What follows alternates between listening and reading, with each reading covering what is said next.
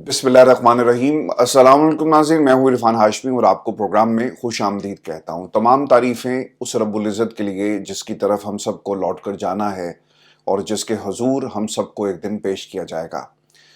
पाकिस्तान की हुकूमत और इस्टेब्लिशमेंट इस वक्त एक इमेज बिल्डिंग में लगी हुई है कि यही असल जमहूरियत है, यही असल निज़ाम है, यही असली नस्ली जजेस हैं और यही वफादार पाकिस्तान की आवाम से सियासतदान हैं।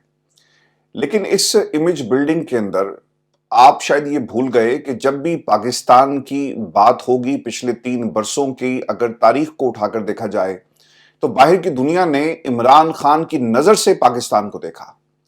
ह्यूमन राइट्स वायलेशन पाकिस्तान के अंदर होती हैं तो सवाल पाकिस्तान की हुकूमत से किया जाता है। वफूद पाकिस्तान में जितने भी आपके डिप्टी प्राइम मिनिस्टर को मिलते हैं वो भी ये सवाल करते हैं कि 26 नवंबर को जो कुछ इस्लामाबाद में हुआ क्यों हुआ। पाकिस्तान के अंदर जब फॉर्म 47 की हुकूमत की बात आती है तो दुनिया आपसे हाथ नहीं मिलाती, इसलिए कि उनको मालूम है कि ये चोर हैं और ये मांगने के लिए आए हैं और इन्होंने पाकिस्तान के अंदर हुकूमत के ऊपर भी कब्जा कर लिया है। पाकिस्तान की जब सालिमियत की बात आती है तो वहां भी आपको शक की निगाह से देखा जाता है कि ये डॉलर लेकर कुछ भी कर सकते हैं। तो पाकिस्तान को जब भी पिछले 3 वर्षों में बाहर की दुनिया और बाहर के ममालिक के सरबराहान अगर पाकिस्तान को समझना चाहते हैं तो वो इमरान खान की नज़र से देखते हैं, क्योंकि इमरान खान इन 3 महाजों के ऊपर हमेशा लड़ते हुए आपको नजर आए। खान साहब जुडिशल सिस्टम में उन्हें विक्टिमाइज किया गया।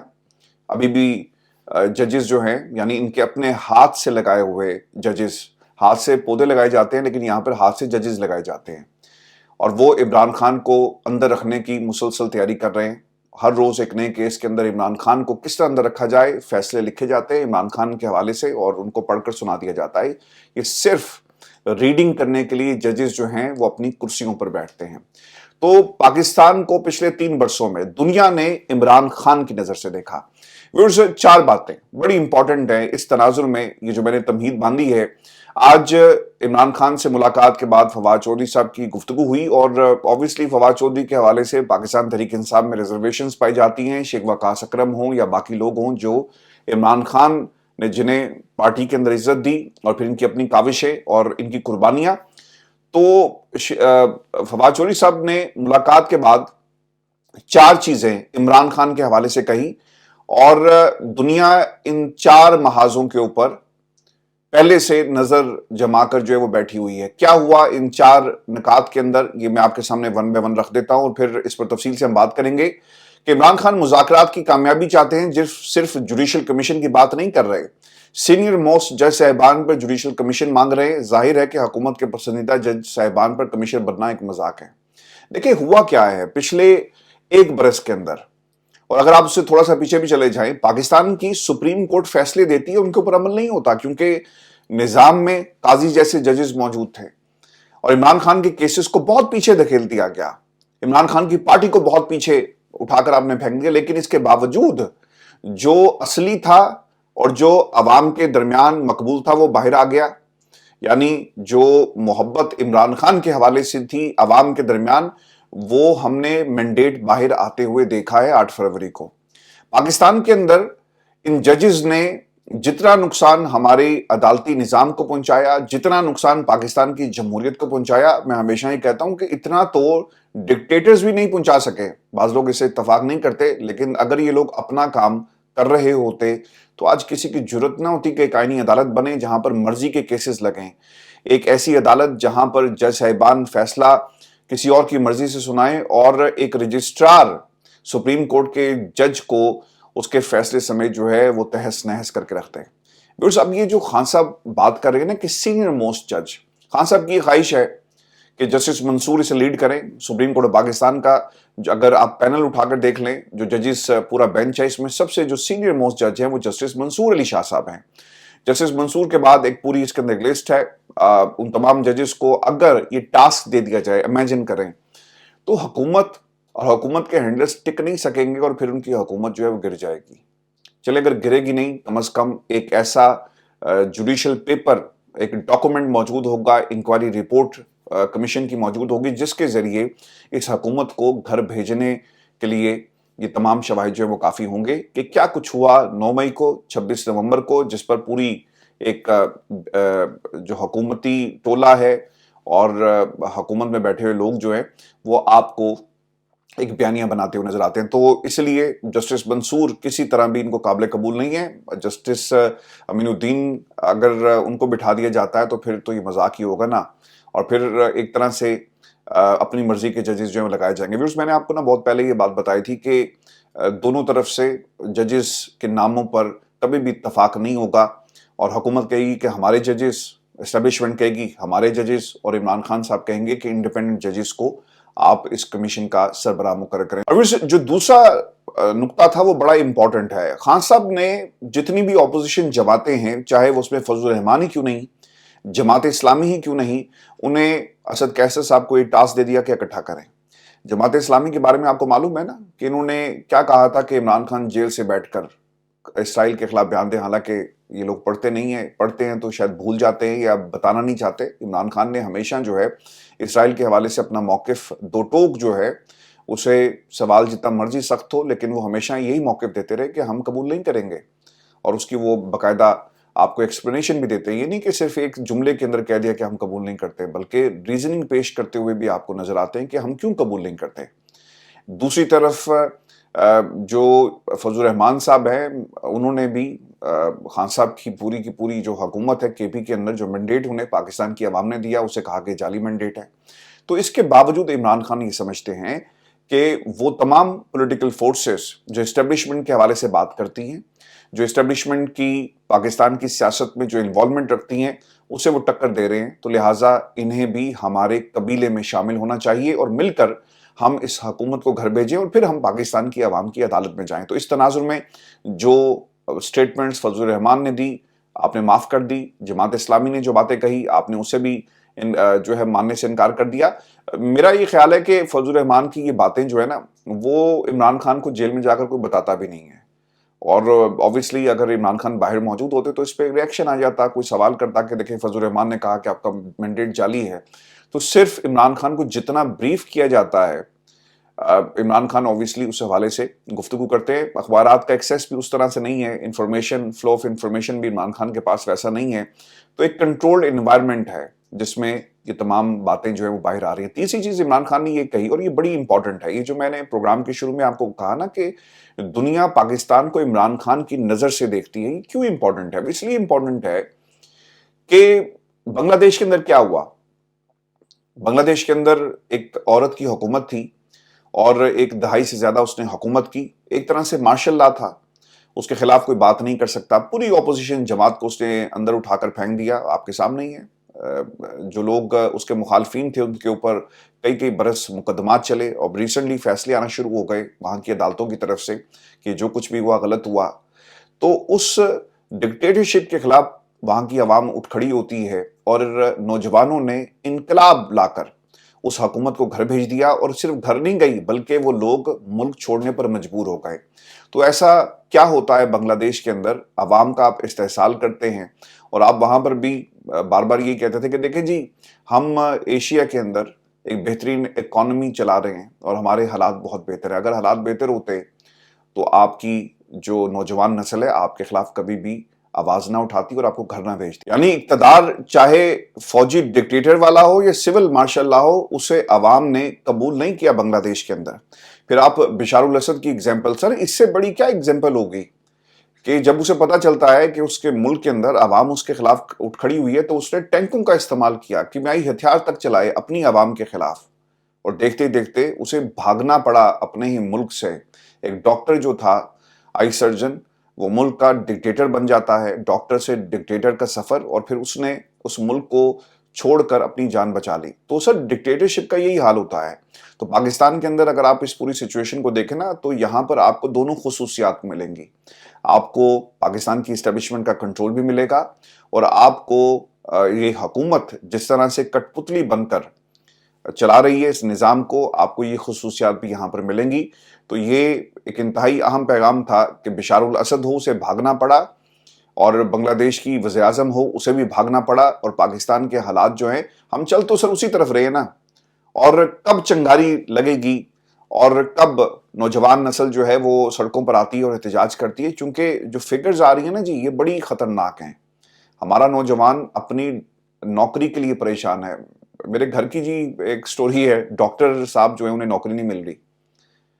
تو یہ ہمارے بچے ڈاکٹر بننے کے بعد بھی نوکری کے لیے پریشان ہیں، اور کہیں بھی انہیں جاب کے لیے انٹرویو کے لیے بلایا جاتا ہے تو کہا جاتا ہے جی کہ آپ 30,000 لے لیں، آپ 35,000 لے لیں. آپ جسٹ امیجن کریں جس بچے نے اس ملک میں اپنی زندگی کے 5 سال ڈاکٹری میں گزارے، اور پھر اس سے پہلے اگر وہ پوری توجہ کے ساتھ اپنی زندگی کے قیمتی جو دن تھے وہ انویسٹ کرتا ہے، اور آخر میں اسے کوئی یہ کہے کہ ہم آپ کو 35,000 میں ایک ڈاکٹر کی جاب دے دیتے ہیں، تو وہ ملک کہاں جائے گا؟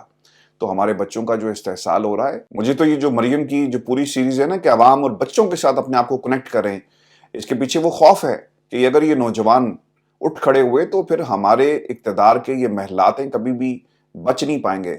چوتھی چیز خان صاحب نے یہ کہی کہ عرب اور مغربی ممالک سے مثبت تعلقات کی ہم اپنی اہمیت ہے، لیکن موجودہ دور میں یہ تعلقات بھی متاثر ہو رہے ہیں. دیکھیں جی، مجھے تو یاد نہیں پڑتا کہ پاکستان میں کوئی بڑا سربراہ لاسٹ ٹائم کب آیا تھا. خان صاحب کے دور میں سعودی پرنس آتا ہے، اس کے بعد چائنا سے ایک صاحب آ گئے. اس کے علاوہ مغرب سے کون پاکستان کا کس نے دورہ کیا؟ ہمارے ملک کے حوالے سے تو ایڈوائزری جاری ہوتی ہیں، اور جب بھی باہر کی دنیا سے کسی نے جانا ہو تو انہیں اپنی ایمبیسیز کو بتانا پڑتا ہے. تو یہ سرمایہ کار کہاں سے آئے گا؟ ہم نے اپنے حالات کو کبھی ٹھیک کرنے کی کوشش ہی نہیں کی.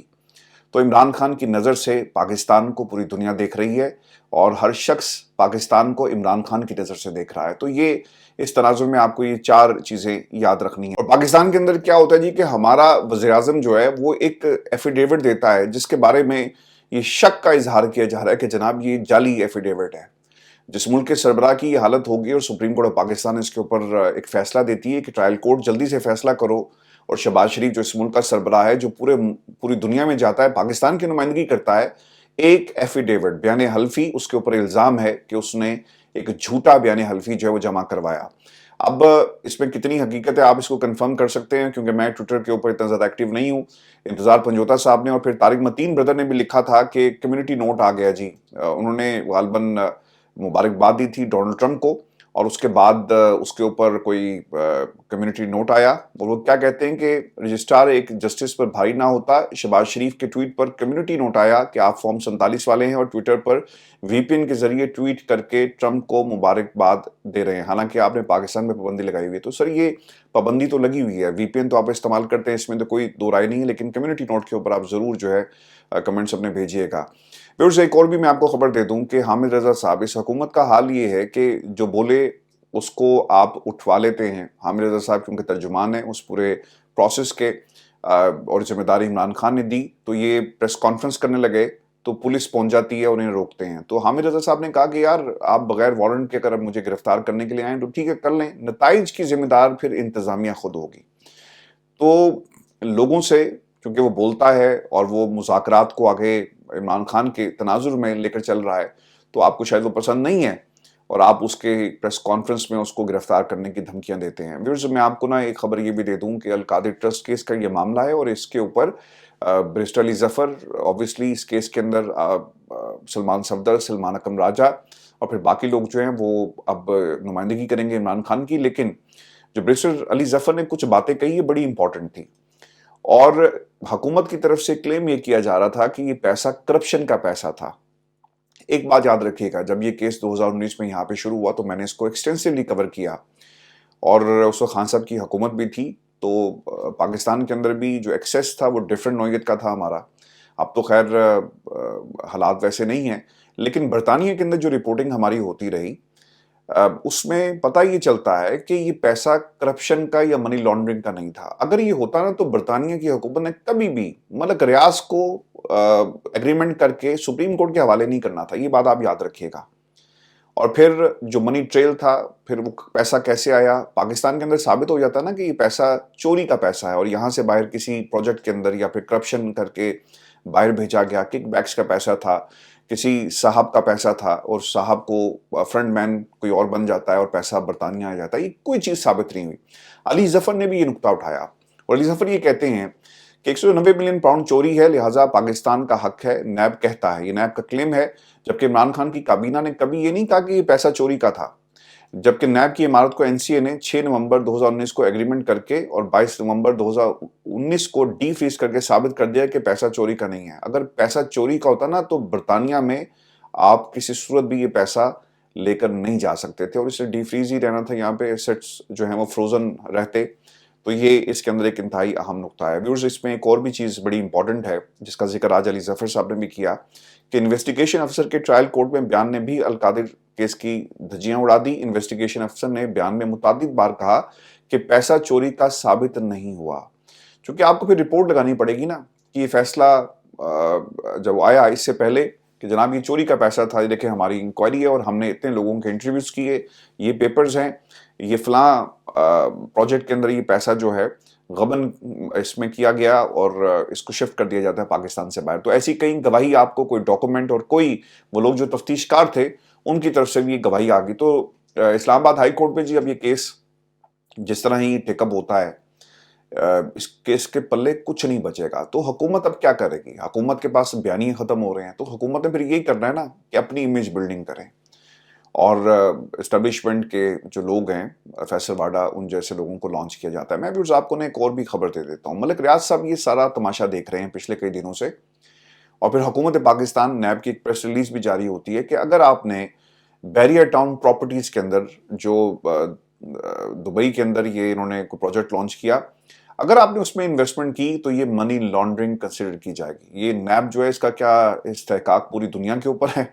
अब अपने लोगों के खिलाफ तो कार्रवाइयां कर सकते हैं जो पाकिस्तान के अंदर है, लेकिन बाहर की सरमायाकार जो पाकिस्तानी निजात जो बाहर रहते हैं, जो सरमायाकारी है, उसे भी इस नज़र से देखा जाए कि जनाब ये मनी लॉन्ड्रिंग का पैसा है, तो इसकी मंतक क्या होगी? यानी ये खुद ही मजाक बन जाते हैं, खुद ही लाफिंग स्टॉक बन जाते हैं और फिर कहते हैं कि जनाब देखें पाकिस्तान के अंदर जो है रूल ऑफ लॉ है। आपको पता है कि एफएटीएफ के अंदर मामला क्या थे? वो कहते थे कि अपने इंटरनल निज़ाम को ठीक करो और ये जो पैसा है बगैर किसी मैकेनिज्म के लेफ्ट राइट होता है, इसको रोको। और फिर इस तनाजुर में जो है वो हमारा नाम एफएटीएफ के अंदर आया क्योंकि मैकेनिज्म कोई नहीं था। बहुत सारे लोगों के पैसे जहाज़ों में जाते रहे और फिर जो फाइनेंशियल इंस्टीट्यूशन थे वो ना होने के बराबर थे। तो ये वो तमाम चीज़ें हैं जो लाफिंग स्टॉक बनती हैं। पाकिस्तान से बाहर बैठे हुए इदारे आपको फिर देखते हैं, इस नज़र से देखते हैं कि यहाँ पर ट्रांसपेरेंसी कितनी है। पूरी दुनिया मानती है ना कि जनाब बरतानिया के अंदर टैक्स चोरी नहीं हो सकता क्योंकि निज़ाम ही टैक्स के ऊपर चल रहा है।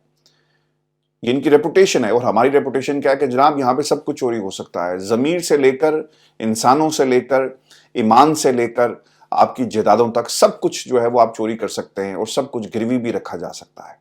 मलिक रियाज साहब चूंकि तमाशा देख रहे थे, उन्होंने फिर एक ट्वीट किया और एक वार्निंग जारी कर दी है उन तमाम लोगों के लिए जो मलिक रियाज को बतौर वादा माफ गवाह इस केस के अंदर पेश करना चाहते हैं। मलिक रियाज कहते हैं कि जो मर्जी हो जाए, खुदा की कसम मैं वादा माफ गवाह नहीं बनूंगा। जितना जुल्म करना है करो और जो तुम कर सकते हो करो, लेकिन वादा माफ गवाह इस केस के अंदर तुम मुझे नहीं बना सकोगे। क्योंकि वो ये कह रहे हैं कि मलिक साहब हमने पिछले कई बरसों से मिलकर निज़ाम चलाया, खाया पिया, इकट्ठे बैठे, सब कुछ हुआ, तो आप हमारे कहने पर इतनी सी कुर्बानी नहीं दे सकते? इमरान खान आपका सका लगता है, आप गवाह बन जाएं और देखें फिर आप पाकिस्तान में आ भी सकेंगे, सब कुछ हो सकेगा। तो मलिक साहब ने इनकार कर दिया। अब इसकी वार्निंग जो मलिक रियाज की तरफ से जारी की गई, ये बड़ी खतरनाक वार्निंग है। बट आपको मालूम है, अभी आप जाकर गूगल पर, यूट्यूब पर सर्च कर लें, आपको वो वीडियोस मिल जाएंगी जिन वीडियोस के अंदर मलिक रियाज साहब के ऑफिस के अंदर लेन देन चल रहा है। ठीक है, सामने पैसा पड़ा हुआ है, लोग आ रहे हैं जा रहे हैं। वो क्या करते थे मलिक साहब के, वो ना इनकी वीडियोस बना लेते और वीडियोस बनाने के बाद फिर इनको ब्लैकमेल किया जाता। ये भी हमने पाकिस्तान के अंदर होते हुए देखा। फिर जब इनसे ये माजी में जब इनसे सवाल हुआ कि आप वीडियोस क्यों बनाते हैं, तो उन्होंने कहा जी कि हमारा चूंकि लेन देन है पैसे का, तो हम जब लोगों को पैसा देते हैं तो वो मुकर जाते हैं। तो भाई आप पैसा कैश ना देना, आप बैंक ट्रांजैक्शन करें तो कोई नहीं मुकरेगा, क्योंकि पैसा कहां से आता है किसी को कुछ मालूम नहीं। तो इसलिए हम वीडियोस बना लेते हैं। अब ये पिछले 30 वर्षों में सियासतदान, ब्यूरोक्रेट्स, रिटायर्ड जर्नल, हाजिर सर्विस जर्नल और बहुत सारे ऐसे लोग जो मलिक रियाज के साथ मिलकर बहुत सारे प्रोजेक्ट स्लीपिंग पार्टनर्स के तौर पर चला रहे थे। तो मलिक साहब के पास ना 30 साल का एक वीडियो स्टॉक मौजूद है। इन लोगों की वीडियोस मौजूद हैं और भी बहुत सारे सबूत होंगे, कागजात होंगे, तहरीरें होंगी, मैसेजेस होंगे, उनकी शक्लों के साथ ये वीडियोस मौजूद होंगे जिनमें वो पैसे ले रहे हैं या लेन देन चल रहा है। तो उन्होंने अब ये वार्निंग जारी कर दी है कि भाईजान तुसी मेरे खिलाफ जो कुछ इत्थे कर रहे हो ना, तो याद रखिएगा इन 30 बरसों में जो कुछ होता रहा, मैं अगर ये सामने ले आया तो तुम लोग किसी को मुंह दिखाने के काबिल नहीं रहोगे। मलिक रियाज साहब की स्पेशलिटी है जी, नून लीग की हुकूमत हो बेहतरीन दोस्त, नवाज शरीफ साहब हों बेहतरीन दोस्त, आसिफ अली जरदारी साहब हों तो बेहतरीन दोस्त, हेलीकॉप्टर इज अवेलेबल, सब कुछ मिलता है। और फिर आपको याद होगा कि मलिक का जो केस था इसके अंदर मलिक रियाज साहब को फायदा पहुंचाने वाले आसिफ अली जरदारी साहब ही थे। तो ये अता तारड़ के अंदर हिम्मत है ना, ले मुल्क के सदर का नाम और कहे कि जनाब आसिफ अली जरदारी साहब आपने किस बुनियाद पर मलिक रियाज को फायदा पहुंचाया। किसी में सर हिम्मत नहीं है इस मुल्क के अंदर। और ये पीछे पड़े होते हैं यूट्यूबर्स के कि जनाब देखें ये सारा दिन डॉलर्स के पीछे भागते हैं, जिन्होंने इस मुल्क की जमीनों को बेचकर खा गए, बच्चों के मुस्तकबिल को गिरवी रख दिया। आप जस्ट इमेजिन करें, पाकिस्तान में 70,000 अरब, मैं उस दिन वो फिगर्स देख रहा था, एक डॉक्यूमेंट्री भी हमने बनाई है इसके ऊपर, बहुत जल्दी हमारे दूसरे चैनल पर आ रही है। यार हमारी आने वाली जो 3 अगली नस्लें हैं ना, हर बच्चे के ऊपर जो पैदा नहीं हुआ 3 लाख रुपया कर्जा है, जो भी पैदा नहीं हुआ बेचारा, और वो कर्ज लेकर पैदा होगा पाकिस्तान के अंदर। कर्जा लेते हैं, अपने महलात बनाते हैं, सेम श्रीलंका वाला मॉडल। मैंने तो श्रीलंका में जाकर ग्राउंड पे लोगों से इंटरव्यूज किए, तो वही कहानी आपको जो पंजाब की है, जो सिंध की है ना, वहां पर कोलंबो में जो रेडी वाला किसी स्टॉल पर खड़ा जो नौजवान है, कोई बुजुर्ग है, वो आपको वही कहानी सुनाएगा कि वहां पर उनके खानदान क्या करते रहे जो कुछ पाकिस्तान के अंदर हुआ है। कोई डिफरेंस नहीं है। 1-2 दिनों में वो तैयार हो गई है, मैं आपको दिखाऊंगा कि लोग जो है वो किस किस्म के स्टेटमेंट जारी करते हैं। डरे हुए थे, खौफ था उनमें कि यार कोई वो चुप के ना ला जाए, वहां भी यही हालात है। तो मलिक रियाज साहब ने जी अब ये पूरा एक वार्निंग जारी कर दी है। और हेडलाइंस अता तारड़ साहब ये कह रहे हैं कि आलमी मीडिया ने इस फैसले पर करप्शन की हेडलाइंस तो सर वो बनेंगी जब 30 साल की वीडियोस जो है मंजर आम पर आएंगी। अता तारड़ साहब ये जो बातें कर रहे थे ना कि जनाब बहुत उन लोगों के खिलाफ कार्रवाई होगी जो दुबई में बैठे हुए हैं, तो सर आप कार्रवाई करके देख लें, वो भी फिर एक कार्रवाई करने की तैयारी करके बैठे हुए हैं और फिर आपको लग पता जाएगा कि मामला जो है वो किस तरफ आगे जाते हैं। फिर उससे बैरिस्टर गौहर ने ख्वाजा आसिफ साहब के हवाले से एक बयान दिया, क्योंकि ख्वाजा आसिफ साहब बार बार ये कह रहे थे कि वज़ीर आज़म को बैरिस्टर गौहर और आर्मी चीफ की मुलाकात का इल्म है, पूरी दुनिया को इल्म है। उस बंदे ने आकर बता दिया। आर्मी चीफ ने बैरिस्टर गौहर से मुलाकात के हवाले से वज़ीर आज़म को आगाह किया और बैरिस्टर गौहर की आर्मी चीफ से कोई सियासी गुफ्तगू नहीं हुई। अच्छा देखिए, इसके अंदर ना 2 चीज़ें बड़ी इंपॉर्टेंट हैं। ये ख्वाजा आसिफ साहब को इस बात का मालूम था कि उस मुलाकात के अंदर क्या गुफ्तगू हुई और उस पर आर्मी चीफ ने ब्रीफ किया हमारे मुल्क के वज़ीर आज़म इज़्ज़त माब जनाब सरकार मियां शहबाज शरीफ साहब को। ये पोस्ट कर रहे हैं। 2 बातें ये बताना चाहते हैं, एक तो शहबाज शरीफ साहब बड़े इंपॉर्टेंट हैं और एक आर्मी चीफ ने खुद आकर यानी बताया मुल्क के वज़ीर आज़म को, और ये एक पेज पर है, ये पेज फटा नहीं है। और फिर कंफर्मेशन भी हो गई कि जनाब आप परेशान ना हो, वो आए थे, सवाल किया, सियासत पे बात नहीं होगी, चले गए। सर चीजें इतनी सादा नहीं है। जिस शख्स को, ख्वाजा आसिफ को ये नहीं पता कि आपके मुल्क का वज़ीर दाखिला अमेरिका के अंदर मौजूद है और वो ये कहता है कि मुझे तो टीवी से पता चला कि वो चले गए, तो आप काहे के वजारत दिफा में आप एक हेड बनकर बैठे हुए हैं? वज़ीर दिफा आप किस हैसियत में हैं? ये हमारे मुल्क के वज़ीर दिफा का हाल है। क्योंकि ड्यूटी उनकी ये थी ना कि एक पेज पर हम हैं, इसके ऊपर चर्चे करो, जाओ दुनिया को बताओ। तो भजन वो नौकरी कर रहे हैं, इनको ये पता है कि क्या हो रहा है, इनको ये नहीं पता कि अमेरिका में हमारी नुमाइंदगी कौन कर रहा है। बैरिस्टर गौहर ने जो मशवरा दिया है कि आप मुज़ाकरात पर ध्यान दें। मुज़ाकरात सर क्या होने, आज मुज़ाकरात अगर आपने करने हैं तो आप उन लोगों से करें जो वज़ीर आज़म हाउस के बाहर एहतजाज कर रहे थे पेंशन इस्लाहात के खिलाफ। जी सरकारी मुलाजमीन वज़ीर आज़म हाउस के बाहर पहुंच के रेड जोन में दाखिल होना था, पुलिस वहां पे पहुंच जाती है। किसी पाकिस्तान के खुददार और गयूर सहाफ़ी को ये हिम्मत नहीं हुई कि इन लोगों को दिखाता, इनके नारे सुनाता कि आम आदमी कहां पर स्टैंड करता है। सर ये वज़ीर आज़म हाउस है जहां पर आवाम पहुंच चुकी है, एहतजाज कर रही है कि हमारा हक हमें वापस करो। तो जरूरत तो महसूस होगी हाउस ऑफ शरीफ को कि कनेक्ट करो पाकिस्तान की यूथ के साथ, अवाम के साथ, इन्हें रोक लो, सारियां दी मां आ गई है। सर ये जो पाकिस्तान को ये सियासी खानदानों ने हमेशा जो किरदार अदा किया बच्चों के मुस्तकबिल में, बार बार क्यों ये बात करता हूं सर, पाकिस्तान में जिससे भी बात करें परेशान है बच्चे, और वो इस कोशिश में हैं कि किसी तरह पाकिस्तान को छोड़कर बाहर आ जाएं। आप यकीन करें हर दूसरा फोन میرے سے کوئی جو بھی بات پاکستان سے کسی کی بھی ہوتی ہے، ڈائریکٹلی یا انڈائریکٹلی یہ سوال ہوتا ہے بھائی کچھ کرو، پاکستان میں حالات بہت خراب ہیں، نوکریاں نہیں ہیں. تو یہ ہمارے ملک کا حال ہے، اس لیے کوشش کر رہے ہیں کہ کریکٹ کیا جائے. پنجاب میں بھی احتجاج ہوا، وہاں بھی کسی میڈیا کو ضرورت ہی محسوس نہیں ہوئی، کیونکہ یہ آپ کا کام ہی نہیں ہے. آپ کا کام یہ ہے کہ آپ ملک ریاض جیسے لوگوں کا نام میڈیا پر نہیں لے سکتے. بزنس ٹائکون وہ شاہ زیب خان زیادہ پاکستان کی صحافت کے اندر ایک ایسا ستارہ جو روزانہ رات کو پاکستان کے نیشنل ٹی وی پر پرائم ٹائم میں چمکتا ہے. وہ روزانہ آپ دیکھ لیں جا کر کس قسم کا بیانیہ وہاں پر بن رہا ہے. ود ڈیو ریسپیکٹ، پاکستان کا میڈیا لاسٹ اٹس کریڈیبلٹی. لوگ یوٹیوبرز کو تانا دیتے ہیں ڈالر کمانے کے لیے. پاجن جو نوکریاں کرتے ہیں، جو مراد لیتے ہیں بڑے بڑے چینل سے، یہاں پر تو بچوں نے اپنا ایک روزگار بنا لیا اور اس روزگار کے ذریعے سچ بولتے ہیں. یعنی اللہ کا کام بھی ہو رہا ہے اور دنیا کا کام بھی ہو رہا ہے. یہ جو عمران ریاض ہیں، انہیں پاکستان کی اسٹیبلشمنٹ نے بنایا. میں نے کل ہی کہا تھا کہ یار اچھا اگر پاکستان کی اسٹیبلشمنٹ نے بنایا تم بھی بنا لو، 2-4 بنا لو. بلکہ جسے پاکستان کی عوام سنے اسے تو لوگ سنتے ہیں کیونکہ وہ سچ بولتا ہے. تم بھی بنا لو، 5-6 بنا لو، تمہاری اپنی فیکٹری ہے بلکہ زیادہ بنا لو. ہر چینل پہ ایک عمران ریاض بٹھا دو، اپنی طرز کا اور اپنا ورژن نکال دو، پھر لوگ تمہیں سنیں گے. لوگ سچائی سے سر کنیکٹ ہوتے ہیں، لوگ آپ کے جھوٹے ڈرامے سے کبھی بھی کنیکٹ نہیں ہوں گے. یہ بات آپ نے یاد رکھنی ہے. میں آپ کو، چونکہ بات کافی لمبی ہو رہی ہے اور یہ کوئی پلاننگ نہیں تھی، چونکہ خبریں ہمارے پاس تھی. یہ جو تجزیہ ہے میرا پاکستان کے اندر حالات ہے، دل اندر سے نا خون کے آنسو رو رہا ہے کہ حالات اس وقت کس طرف جا رہے ہیں اور ہمارے بچے کیا کر رہے ہیں. جسٹس منصور علی شاہ صاحب کی عدالت ہے جی، میں وہاں سے بھی کچھ چیزیں آپ کو بتا دیتا ہوں. اور وہاں پر اٹارنی جنرل منصور ایوان صاحب جو تھے وہ آگے ہیں جی دفاع کرنے کے لیے اپنے آقاؤں کا. سوری ٹو سے I am using this word, لیکن آقا ہی ہوتا ہے جی. آپ جب حکومت کی ترجمانی کرنے کی بجائے آپ سڑکوں کا افتتاح کریں گے تو پھر آپ کے آقا ہی ہوں گے. تو رجسٹرار صاحب کا موقف ان کا دفاع قرار نہیں دیا جا سکتا، یہ اٹارنی جنرل صاحب کہہ رہے ہیں. چونکہ نذر عباس صاحب کو آج کہا گیا جسٹس منصور کی طرف سے کہ وہ کہاں آئے ہوئے ہیں، تو انہوں نے کہا جناب آئے ہوئے ہیں. تو انہوں نے کہا کہ آپ کے ساتھ کیا ہوا، تو وہ پتا چلا، انہیں بھی پتا چلا ہوا کہ جناب ان کو او ایس ڈی بنا دیا گیا. جسٹس منصور یہ کہتے ہیں، یہ بہت ہی 2 اہم سوالات ہیں. ایک تو جسٹس منصور نے یہ استفسار کیا کہ آپ نے کیس کو کاز لسٹ سے کیوں ہٹایا. آپ کوشش کریں آج اپنا تحریری جواب جو ہے وہ جمع کروا دیں. جسٹس منصور نے یہ بھی کہا کہ کیس کا تعلق پریکٹس اینڈ پروسیجر کمیٹی کے اختیارات سے، نہ کہ 26ویں ترمیم سے. آپ چاہ رہے ہیں کہ پلڑا بھاری نہ ہو. مقدمہ مقرر نہ کرنے سے معلوم نہیں کہ نذر عباس کا کتنا تعلق ہے.